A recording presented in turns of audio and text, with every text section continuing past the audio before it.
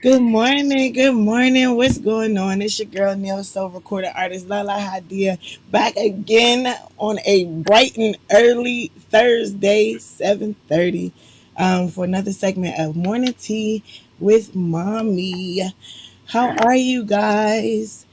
Let me see those thumbs ups, those hearts, those happy faces. Let me know you guys are awake. It's Thursday. It's rainy, but it's Thursday. We are almost to Friday. I'm gonna get my mom on. Oops, she gonna get me because I asked y'all that question before I brought her on. But y'all don't try that. We're gonna do it all over again. Oh, Hello. I just had a technical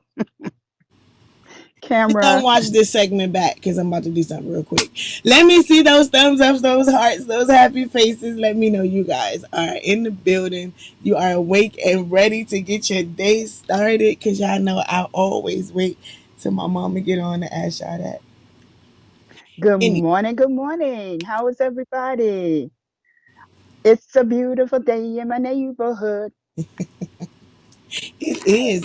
It And is. it's really, I was awakened this morning early by some thunder and some more rain, but it's all good because the rain is purifying, cleansing the air. And I'm hoping that each one of you had a good night's rest and you're up and at 'em, ready for a brand new day. We are we ready to get into this topic? I'm sorry, I was I was, I was, I was trying to read your expression. I'm sorry, I was answering something. So well you guys might as well know. I was having a private conversation. Well, it's not private, Okay. it's on the watch party. But anyway, a good girlfriend of mine from grade school, um her we have about the same amount of kids. I think hers are all smaller though. Um but her husband and her children went camping in the yard last night. And so she had posted it and she was like, she had the house to herself. So I was telling her, I was like, hey, I did that too. And I was like, I could not sleep. Like, I thought that it was going to be the best night of my life. I would have a quiet house. I would be able to just like stretch out over the whole entire bed and roll to every inch of the bed and just be free. And I couldn't sleep, and then had a nerve to wake up early in the morning. Did you cook? Did you cook breakfast? Because I woke up early in the morning and cooked them breakfast. They camping. They getting like a gourmet breakfast, and they supposed to be camping in the yard. I just jacked it all up. But so I was I was laughing with her. Now Um, you know where I come from with that because that's part of my background, camping, outdoorsy, nature. And when you told me, I'm like, you're talking about rolling over in the bed. Wait a minute, this is supposed to be a family camp out. Now, somebody had to keep watch. what was that? Somebody had to keep watch. Oh, okay. Mm, That's my story. I'm sticking to it. good. I did keep I watch. heard Well, I couldn't sleep, so I had no choice but to keep watch. But I started you out keeping watch watching your because eyelids. I started out with the younger, the little of the littlest of the littles, and I started out with her inside, um, because she kept going back and forth or whatever, and so I had the dog was out for he was out until like 3 in the morning. When he started to get tired, I didn't want him to have to lay in the grass, so I brought him in. But What a nice story. for a long time I had the front door open. So even though, he's very protective, I was like, Mhm. the front door is the company. Mhm. So How you I guys couldn't go to enjoying this sleep. story? Let me pull out my violin. And look, and she cooked. She said she cooked too. Yo, let me tell you. They had the best non natural camping trip in the yard How that about anybody that? could have ever had. Whatever Like, happened to Camp Stew? they were supposed to go out and hunt something. I'm sitting You there know? cooking breakfast. But Wow. I'm glad they enjoyed. I'm glad they enjoyed. You tell them that Miss Lala was rooting for them. I was excited. I was excited. I was But you rooting for know you what? too, but I That knew is you a weren't gonna get to beautiful sleep. family experience. You guys, if you ever want to do something that's like take not only taking you back to nature, but just a nice little family gathering, it Go to my is mama house. really She lives in so fun. nature. Really, She really has fun. lions and tigers and bears.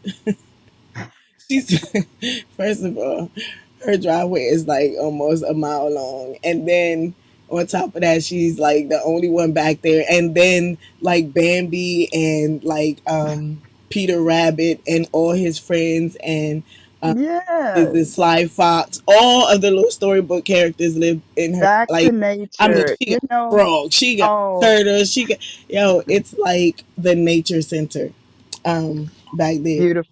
You And know, when you remember when I did the grandma summer camp with the kids, yes, so glad you that didn't was go one of their camping. favorites. In fact, well, I would take them to Clearwater Nature Center, Yeah, well, and that's you all they have a talked clear. about. You don't have Kids love the water, nature. but it's a It's nature. a calming experience. It really is.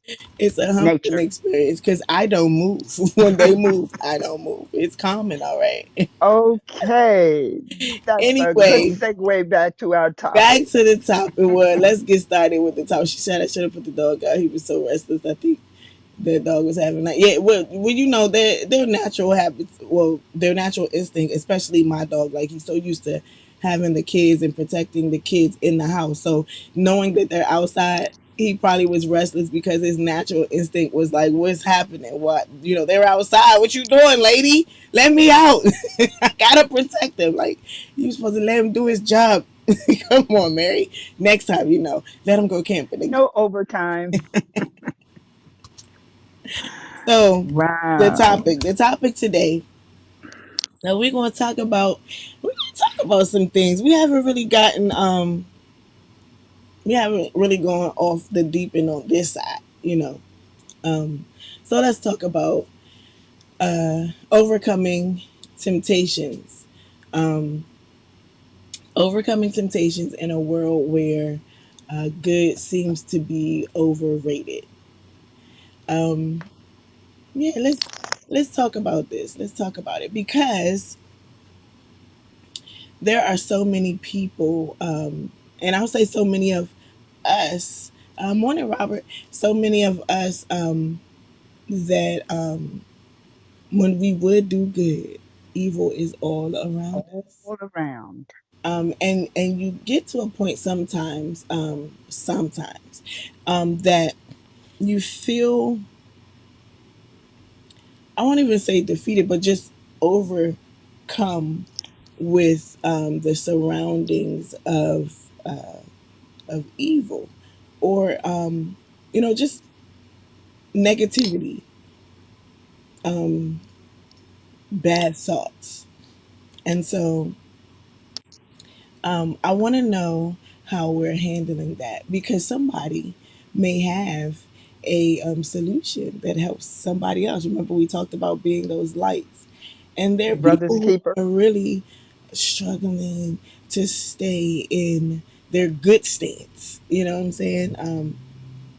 To be a good person, um, and to follow the plan, to follow God's plan, and with everything that goes on, you get discouraged sometimes, because you feel like, well, dad, like I'm tired, like the Bible says, don't grow weary, don't grow weary. Um, you want to continue to do good because there is a reward for it. And it seems like sometimes when you look around that those who don't have that mindset, like it seems like everything is just so smooth and going so well for them, and they don't have any hiccups. Everything is just, it just seems so hunky dory. And so those times when you glance over and you look over, you're like, like, here I am. killing myself trying to do the right thing, or I've turned my the other cheek so many daggone times that I don't even know which cheek went last, to like I don't know, and so you feel so jaded because of the evil doings surrounding you. And so some people get to the point where they feel like just letting go, and not letting go of life, which ultimately is what it is, but not necessarily letting go of life, but just the concept of I got to do good all the time. And I want to help us um, to stay on the course, to stay on the path, because I know it gets difficult. So, oh, y'all got stuff to say, huh? What? We I'm talk about looking. temptation and Somebody's everybody writing a type. book over here. So, good morning, Wow. Vanita. She says, "Don't be Anita, afraid." The prophet answered, "Those who are with us are more than those who are with them." And that's in Second Kings. If you guys want to look that up, Second Kings in the Bible, 6 chapter 16 verse. You, dear children, are from God and have overcome them, because the one who is in you is greater than he who is in the world. somebody's been studying. Yes, Yes. and you can Yes. find that in the Bible, the Holy Bible, 1 John 4:4. Um, Robert says, always count your blessings with negativeness when negativeness comes to you right in the moment. Making a mountain out of a molehill is an idiom referring to overreactive, historic, histrionic behavior where a person makes too much of a minor issue. Put it all in perspective for what God wants you to do. And so, like, both of those are necessary. Let's break it down for those who who just want it plain and simple. You know what I'm saying? Keeping it real, Um, spiritually real. because that sounds, even to someone who is Christ, who strives to be Christ like, and professes to be a Christian, striving to be Christ like. Um, sometimes, uh, sometimes that light gets dim, um, and it's because you. It's almost like you're getting beat down by the negativity around you. Not it's beyond. Sometimes it's beyond the. I'm walking through the storm. I'm walking through the storm, keeping my faith, singing my songs, and pressing on. How that was the song. I'm walking through the storm, keeping my faith, singing my songs, pressing on. I don't write a song. I wrote a song last night, y'all. So I might write another one today. So some of us, it's different than that. Um, when you get to the point of your journey, and maybe it's not, it doesn't happen for everybody, because all of our journeys are different and unique, um, and so I believe that God gives us what He knows we can handle. Um, and so, with that said, some of us um, may not experience that heaviness, um, because that's not tailored into their journey. But there are those who, it seems like you're not you're not any longer just walking through the storm, or treading through the storm. Like, you're literally, it's like coming down like hail balls. You know what I'm saying? Like when it starts hailing, and like I remember one year, them jokers almost look like little ping pong balls.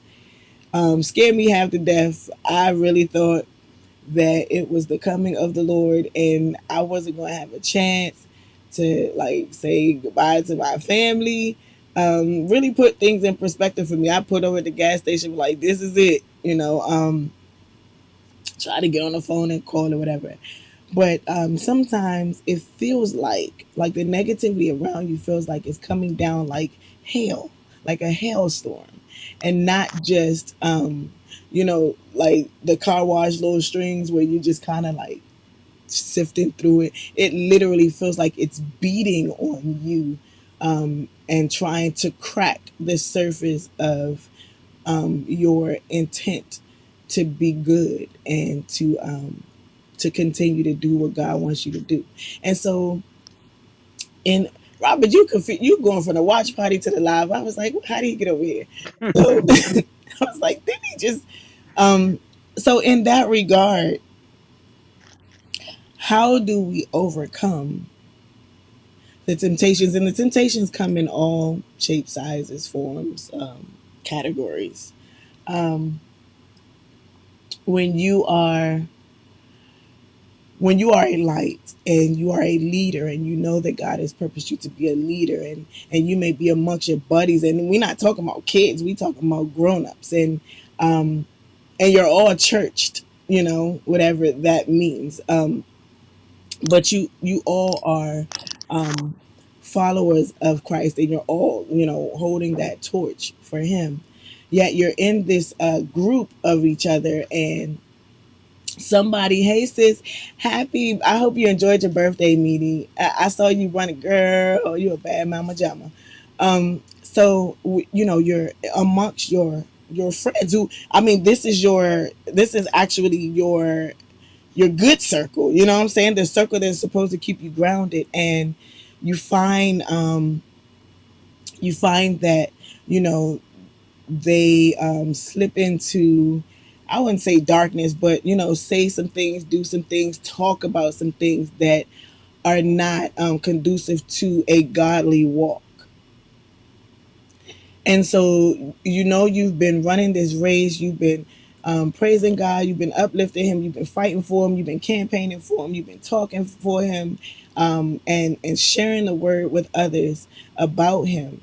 And then it's that time where you just like, I just need some humor. I heard someone, saw someone say rather, um, that we're all, we all need some humor. They were talking about in regards to how they conduct themselves in a church service, like when you're in a church building. And they were like, we all need humor. And so, they made light of, where a group of them were like talking about somebody or whatever. And so I used to be at a place where, it would be all fun and game. And I guess as you mature, it's hard for you to, as you mature spiritually, it's hard for you to find it funny, because you're in a different place. And so you're like, and no, like church is, that's not the purpose. And so yes, we need some enlightening sometimes, but where are you grabbing the humor from? The world, or are you fellowshipping in humor with like spirits, and still staying within the guidelines of being a follower of Christ, or being a follower of the one who created you? Or do we fall prey to, well, it's all fun and game, because it's all fun and game until it's not all fun and game. um, and so I find myself getting irritated now, with things like that, because I'm like, that's so ignorant. It's a very ignorant statement to make, um, because I just feel like that's not where we're supposed to be. And so, you know, even with my thought in that pattern, sometimes I feel like, well, if you can't beat them, join them. Sometimes you feel like that, and we need inspiration and encouragement sometimes to keep us on the path, because it's so easy to drift, um, because you just get, I won't say bored, but complacent. You get complacent. You're on the journey. Nothing exciting has happened. You're still following the will of God. You're still walking in the purpose that He has for you, and you kind of get complacent along the journey, because then there's certain parts of the journey that just aren't. what we consider exciting, you know? And so in an effort to bring excitement, it's like we take our little ladle and we dip into the world and we call that okay, because we need humor. And it's not okay. And when you are a leader, where do you draw the boundaries where you properly lead and say, because if people follow you and you're the one that's doing it, um, then you have more and more people who are being led, I won't say astray, but drifting off the path. And so again, we talked about being positioned and being that light. And so not only have you dimmed your light, and so someone else who is in standing in position to see their pathway using your light is dim, now you've caused and you've led others to dim their light, even if for a moment, you know what I'm saying? Even if for a moment, because it's all fun and game and we need humor. Um, you've done that, and so now it's affected a mass of people, and not just the people that were to utilize your light. You know what I'm saying? To see their path clear, and so I felt like it was necessary to talk about because um, yes, absolutely, leadership requires authenticity, and so when you're a leader, your standards are different. Um, you may feel complacent at a point in time, but you have to work hard and you have to be intentional about your actions, and your responses to the complacency, because you may think it's fun and game, but for somebody else, they may be trying to be delivered from that, and you just brought them back to it. It's sort of like a drug addict, and um, you're used to, like, that I can be around people who do drugs, and I have a desire to do drugs, but this person is trying to overcome smoking weed or smoking or whatever, and you bring them around them because you can handle it, but they might not be able to, and so when you walk away, they still there, and now they lighten up with everybody else. It comes a time where we have to walk in our maturity, um, as followers of Christ, and understand we don't get an opportunity to say, "All right, God, I've been running this race for a minute. Just give me a minute to play with the boys. Let me just hang with the guys, the fellas, and let's do worldly fellow talk. Just for a moment, God. I'll be right back." When you reach a certain level in your maturity, then you understand that there is no that. You those thoughts you can no longer allow yourself to fall prey to those types of or that way of thinking, um, because that's where Satan dwells. That's where his minions dwell. um, and you may think that you're strong enough, but all it takes is the right time, the right moment, the right person, and you have slipped into darkness. So in a world where good seems to be overrated, how do we overcome those temptations? How do we overcome the temptation of, now these are the fellas, the Christian fellas, the godly fellas, and a young lady of God or a woman of God walks past, and one guy was like, yo, and you know that God is tugging on you to be the leader in the situation, and you end up falling prey, and you start checking her out right along with them, and before you know it, y'all all look the same, and so there's no level of distinction in you being a peculiar person in God. um you may be in situations where you're always the one turning the other cheek, and it's like, all right, God, give me a pass. Can I get a hall pass? Just give me one hall pass. I, I've been smiling. I've been offering, like, um responses of love. Just give me that one hall pass to just go ham on this person, and it's so easy to slip into that thought of, just, just one moment. Can I just get one moment? And so I need to know, and so many of us need to know, how do you how do you overcome that? How do you overcome those temptations? Because the temptations are real, and like I said, they come in all forms. They come in all forms. How do you do that? Well, I don't think it's any one solution.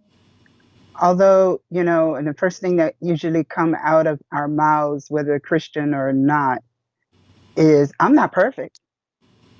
No, we are not. But we should strive for perfection. Christ said that himself, I would that you be perfect such as I. And he knew, excuse me, God knew when he put us here on this earth that we were not perfect. But he gave us everything that we need and still continuously gives us everything we need in order to strive towards that as we're working towards, you know, um, that final destination. And my strategy has always been just keep it real, spiritually real. I call it spiritually real. We live in the world, but not of, we are in the world, but not of the world. Um, and God has granted us a gift of being at rest at night where we're slumbering and resting. Our body is at rest, but our spirit uh, should be very much alive in terms of that stillness, that quietness. It's a time for uh, whatever, it's like going through your previous day's activities. And one of the things that I usually do is it's my time, it's God's time, rather to listen to Him in the stillness of the night, to listen to Him, and as am saying my prayers, and one of the key points of my prayers is, God, did I please you today? Did I make you proud? Um, and if I didn't do that which I should have done, what do I need? Where do I go from here? Um, I guess what I'm saying is even superheroes have like a powering up time, and my thing for powering up is in the stillness of the night, in the quiet where I've prayed and I've talked to God, and then I'm listening, and I'm listening for Him to respond to not just requests, but just giving me instructions, um, going over the course of my day. And um and I usually ask myself, like I said, what, have I pleased you, first off, and secondly, what need I to do tomorrow, what's on the agenda tomorrow, in order to fix what was not done this previous day. And it's one of those things, again, with any relationship, you strive to get closer to a person. So with God, no different. We strive to get closer to Him. He is the perfection. We are just working towards, like I said, God knew everything, everything. There isn't anything that we're going through or will go through that His Son, who He placed on this earth to walk as a human, but also as a spirit, to guide us, to give us the example. And so, as I said, during that stillness is when we power up. We go through our checklist, mental checklist, spiritual checklist of what. did I do that I didn't need to do? And, just like an evaluation. And so that tomorrow, should God allow us tomorrow, then I'll do it different. I have another chance. I have another opportunity to get it right. Um, as far as the temptations, again, um, like I said, the first thing that usually, as a mortal, as a human, it come out of our mouths is, "I'm not perfect." And many people stay at that position or in that position and think, "I'm not perfect, so I'm not supposed to, I'm not, nobody should expect me to do the right thing."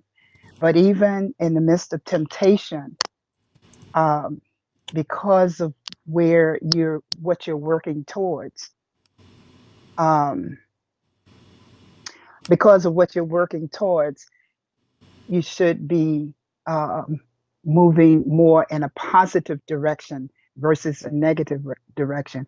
Now, another one thing that I um, have always had concerns about in this new age of where the churches are um, bending or including uh, a, a- activities or a different direction as far as reeling in the world.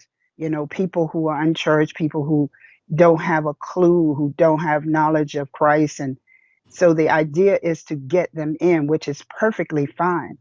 But once we get them in, now what? What do we do? What do we do once they get in? Like we have the music that is has the popping beat, and yeah, that's cool, that's fine. I love music, so hey, you got me. However, once I get them in, once you have their attention, now what? And that's where we, as human beings, and as human beings who are striving to be closer, um, have a closer relationship to God. We have to be mindful of that. We have to be mindful of that. Leaders, we have to be mindful of that. I've got your attention. I know, I got you. I got you. Now comes the teaching part. Now comes the modeling part. So that when I, the believer, the Christian, go back into the world, then the world should see that part of me, that spiritual side of me. Not that you're perfect, but you are modeling, you are showing, that side of you uh, to the world. And as an educator, that was something that was like my, if you would have it, my ACE card for my students. You know, Back in the day, teachers, many people would, do as I say and not as I do. Mm. Even in the homes, a lot of parents have that kind of, setup. My thing was, I'm going to show you that I'm real. I'm human. You pinch me, you cut me, I'll bleed just like you. My all blood is red, okay? But at the same time, I do make mistakes. I own up to my mistakes. I always owned up to my mistakes. Miss C, you spelled something wrong in the book. Oh my goodness, I surely did. Tell me how to spell it. Okay, help me out here. You know, don't give the persona that you're you're always right, you're perfect, I don't do anything wrong. Yes, I do, because I'm human. Yeah. I am human. So so that's my thing. And basically, excuse me, my big strategy is going through the day and amidst the temptations and what have you, yes, sometimes I succeed, sometimes I fail. But at night is my time where I talk to uh, the creator, the one who wrote the manual, and ask questions and then listen for answers. And that's where I, get rejuvenated, Yeah. so that tomorrow, should I be granted that gift, I can do it different. I have a chance to do things differently. And so you said something that was really key. And we actually, well, I guess by now it's no secret, we have Bible study with our children every day. And one of the um, one of the lessons that I think my daughter was the one who led that discussion, was in regards to grace. And we there's a thin line between understanding that we are saved by God's grace. So those sins that we would we would go on to commit knowingly and unknowingly, that our God is gracious enough to still give us, another chance. There's one thing to know that, and then or believe that, and then there's another thing to expect that. And I think when we get to the expectancy of God's grace, it's almost like a license to sin. You know what I'm saying? It's almost like it gives us that, well, tonight I'm a, repent and Lord forgive me. Or we get used to saying that, I think, because I used to do it a lot, right before I would say something that I knew I should have been disciplined enough not to say. I'd be like, Lord forgive me. But such and such and such, it's almost like it's almost like no shade, but shade. You know what I'm saying? It's almost like you negate it before you even insert it, and which doesn't negate it at all. Because if you can recognize that it's about to happen, then where's the discipline to make sure it doesn't happen? You know what I'm saying? So I feel like it's so easy for us to move into that or play in that space of God, I know this is wrong, but it's almost like you're asking for a free pass. You know what I'm saying? And I saw someone. I saw you, Robin. When you were like, when you're amongst people who aren't as spiritually mature as you are, or not at all. Well, I'll just say spiritually mature because I feel like everybody has something. Um, it's you don't want to be strict, and I think it's disciplined rather than being strict, because I hear that a lot. People be like, well, you want me to be so uptight, and it's like, well, we're held to a different standard. I'm guilty too, Vanita.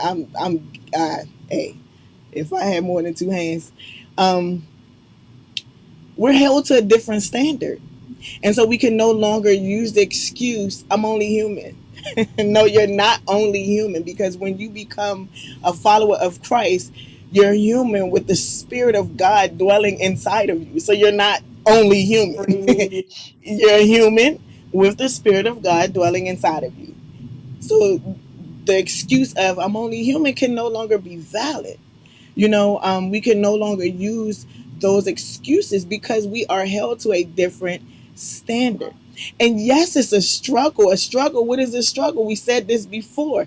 A struggle isn't a struggle unless there's resistance. And so as you're moving, there's something trying to pull you back. And so, yes, it's a struggle. It's a struggle to do good. A lot of times, it's a struggle to do good. However, it's the discipline in it, and sometimes you're not the one who gets the encouragement.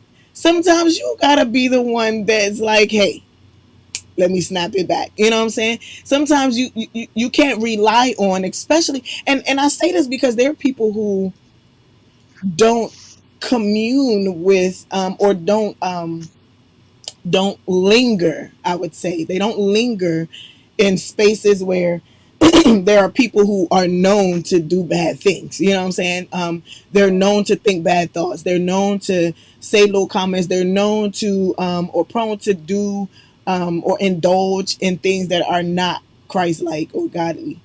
Um, there are people who dwell amongst like spirits, you know, um, and evil creeps its ugly head, and so you can't even rest in the confidence of, all right, somebody gonna bring me back. I already know law gonna bring me back because I may be struggling at that moment, and I can't be the one. Like I'm not even in a space to encourage you to do it. You know what I'm saying? So we can't sit in that thought of if I'm among, you know, those who are on the same journey as me, somebody going, pull our curtail because we all know that some of our journeys don't parallel. So if you're waiting on that or you rely on that, you may find yourself falling off of your path because their path isn't a joint to yours for you to lean on, and have them kind of push you back up. And so you have to be you have to be intentional. Yes, Christ says we have to pick up our cross every day. Yes, and you bear that cross every day, but you along with that we have to begin to be intentional about. And when you know better, you do better.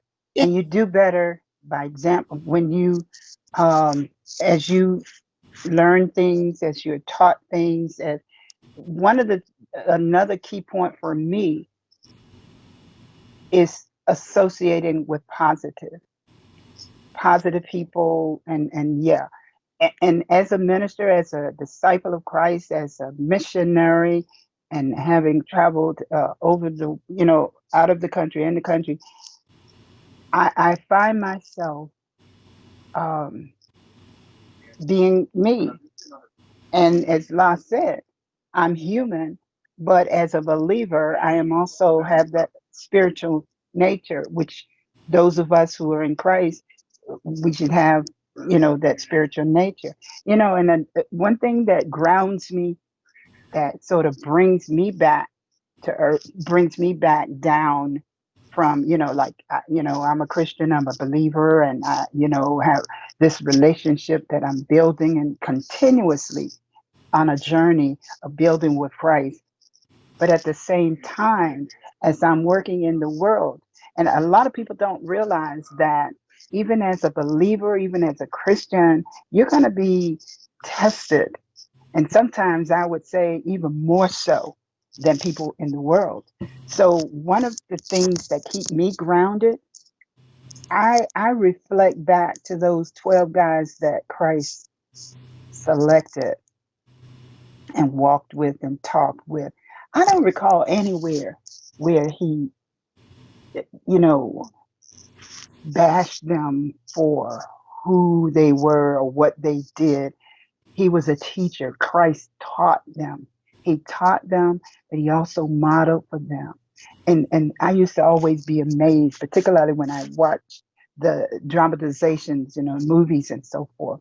And even in reading the scriptures, how I saw Christ as this cool guy, because even when somebody, the Peters, got all upset and, want to do all, slice ears and stuff like a Mike Tyson, no pun intended. But big he was ears. so cool. Christ was a cool dude. Yeah, He was really cool. He just, like, even when he was teaching, he would teach in parables. It was almost like, this so and so. Yeah, and it was just so his conversation just seemed so cool as he's teaching them. And when his disciples, his boys, his guys were, had questions about things, or why do we have to do, and he would teach them by parables or examples, telling a story. I gravitated to that style, and I really must say, through my career, as I grew in my educational career, that was, I wanted to be like that. And it wasn't, you can call it church, you can call it whatever. It doesn't matter. That's the gift in growing into yourself, and yourself growing into who you believe. And I, as a Christian, believe in Christ Jesus. So that was my stimulus. That was my encouragement. Whenever I am in a situation, and there have been many, where whether it was in my career or in the world, in my missionary field, and you come across people who are doing diverse things. I call it like the office experience. You know those jokes y'all, tell at the office parties, the Christmas parties, holiday parties. I call, Church and I gatherings. think about in the teacher's lounge for those of you who are educators. Yeah, You know what I'm talking about. When you're in those situations, instead of being a gopher and wanting to fit in, hey, as I've told many administrators, I'll, I guess I'll never be the favorite child because I'm not going to compromise what I believe just to make you feel good for right, momentary pleasure. right, So that's my stand, and as far as the temptations that we definitely, as long as you're living this earthly life, there are going to always be temptations. There are going to always be situations that will attempt to draw you away from that which you believe. But it's because of the foundation that you have, that we have, you be exposed to those things, but not being the goody, not trying to be a goody two shoes, but being who you are, keeping it real and spiritual at the same time. Um, so that's where I am. and and I see you, Toriano. Welcome back, Toriano Stewart. Who is I see you.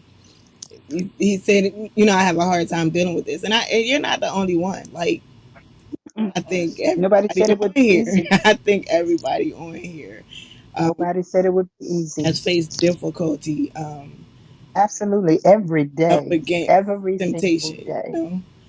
Um, And as a songwriter said, I need thee every hour. And I would say, I need thee every second because, but for this pandemic, when we're in the real world, whether it's on our job, at the mall, in the streets, in our cars, we are confronted with all kinds of adversities, temptations, you know, and I used to, don't go there, don't go there, you know. it's crazy because like even when you're in the midst of trying to be good, and I'm pretty sure everybody who's watching this has been through this one time or another, if not every day. Even when you're trying to be good and then um, good does not return back to you, you get tired. You get tired of When being I would do good. good, evil is all around me. You get tired of being good, and it's not even that it's your nature to go to the dark side or the other side. Rather, you have this mindset of like, when is it my turn, like when do I deserve to, Be bad. not even that, when do I deserve to feel good, you know what I'm saying? And so we we equate like feeling good with what we see other people enjoy. You know what I'm saying? Like, instead of resting in the fact that It's, um, we, you know, we are created in God's image. God is dwelling in us. When we're following Him, and so we fall into that realm where it's like, I want to feel, like, I want to feel good too. I want to smile. I want to be happy. and what is the question you asked? What is your happiness? What is your happiness? You know, Where's your happy place? and is that really happiness? Like, Right. you have to ask yourself, when the smoke clears, Yeah. Am I happy? am I happy? Mm. Like, or do you just go back to where back to the situation that you were in? You know what I'm saying? Like, after you after you cross over and say, yeah, I'm just gonna grab a little bit of the world, you know, when you come back to yourself, does that happiness follow you, or was it just for that moment and it was kind of like, It's funny you should say that because you know, as I was growing up as a teenager, and well, let's back it up even further. I remember during my formative years in the elementary school, and if you were smart, if you were followed the rules, And you were called the teacher's pet because the teachers gravitated to the students that, were following their directions and doing the right thing, you know. And there were times when I would say, gee, I don't want to be smart. I want to be like the other kids. I It's, want to be what it normal. I reminds used to say that. I just want to be me, normal. of Lean on Me, where the little guy says, um, we don't want a good principal. We want Mr. Clark. It's like there are those times when you want to be with the in crowd, what they call the in crowd. But then what? After the crowd is over, and what about those situations when you've gone through something and really traumatic, and you're just down in the dumps, and then I'm gonna take a drink. That's gonna make me feel better. Well, I'm gonna smoke nowadays. Smoke a little weed, and I'll feel better. But when you come off of your high, now what? The same issues are still there. They ain't going nowhere. And so with the thing like I was said when when talking, you're gonna be in the world but not of the world. To me, that's being a winner. When you can conquer the evil around you, when you can be right in the middle of this. And I've been situations I'm sitting there and everybody doing their own thing, even like I said, in your workplace. Tell me if I'm wrong. In your workplace even. And people, tell their little nasty, dirty jokes, even on Facebook, saying things. Are you going to laugh at stuff? Are you going to stoop to that level? Or are Right. you going to come, be the, let's say, bigger person, for lack of a better word? But, those are situations for me at night, in the stillness of the night, where I evaluate my day, you know, and ask myself, and then I put it on the plate, put it on God's plate, like, hey God, like I did that and so, and I really, my gut feeling, I knew it was wrong. I did it, but and then it takes me to another thing where you were saying, La, it's like we're always asking because we're taking advantage of the fact that God is the good guy. He's gonna forgive us. What 70 times, times seven, and it's like, so I'm gonna do this one time. It's not gonna hurt. But after you've done it, now what? Yeah. You know, I take pride, and this is a part, this side of my life where I am. It matters not what my buddy pals think or Facebook friends. I live for me. I do what I know is right. Call it a goody goody two shoes or what have you. I could care less. I have one person to please, and that's my Lord and my Savior, the Maker. You know, I follow. And am I perfect? No. Does it make me? No. But it makes me wanting to be the best me that I can be, and that's a statement that I usually give to my grandkids. I gave to my children. I give it to my grandkids. Be the best me that you can be. Be the best you that you can be. And as far as the temptations are on every hand. I think there's a song that alludes to that. Trials are on every hand, but it's not, you don't have to succumb to that. And if you do, you question yourself. You do the evaluation within yourself. And the goal should be to be better each day. That's it. Like, and just to sum it all up at 8:28, because this, I mean, and I like for real. I know tomorrow's Friday, but I feel like this is one of those topics that um should probably It's go coming up in again. one day, because and you're right, Toriano. It's not even that all the time we view things as being evil. Rather, you know, um, I just want to do this. I just want to do it, and um, it may not even to you in your mind be pointless to do. It really you've actually. thought it out in your head. You you played through the scenarios, and it's not, you know, it's not just flat out evil, um, because those thoughts are thoughts of, this, like, this can make me better, like this, it actually keeps me on track. But even having that thought and understanding that if it's out of if it's out of character or out of line with your path, then it could have the potential to become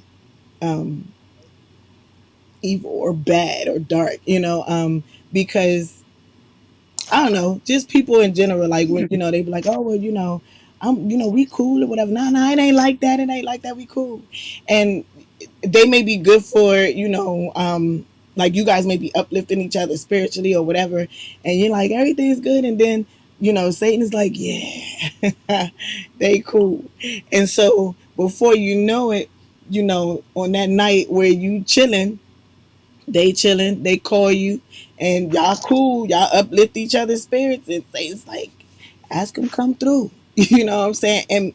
And before you know it, you're in another space where God is not dwelling and saying, yeah, that's what I'm talking about. And that's how a lot of times we get into situations and we wonder why they not working out, is because God didn't say that I wanted, when their lives intercepted yours, or when your lives became parallel, that this was the person that you were going to attach to and you were supposed to have that type of relationship.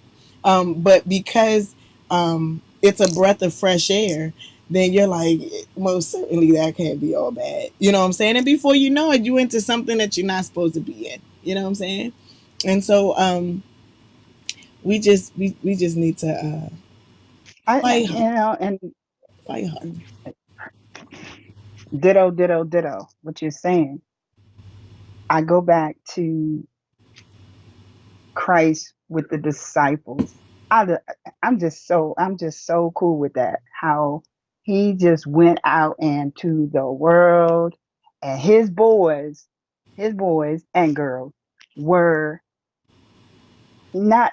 They were just ordinary people who did not ordinary who did ordinary things, or out of the ordinary things. Sometimes, you know, they weren't perfect, but he just calmly presented himself in a manner that they not only learned from his teachings, but they learned from who he was and just the way he carried himself. Even when evil came upon him, and like, no, no, no, you know, Peter, went out of character, like I say in character.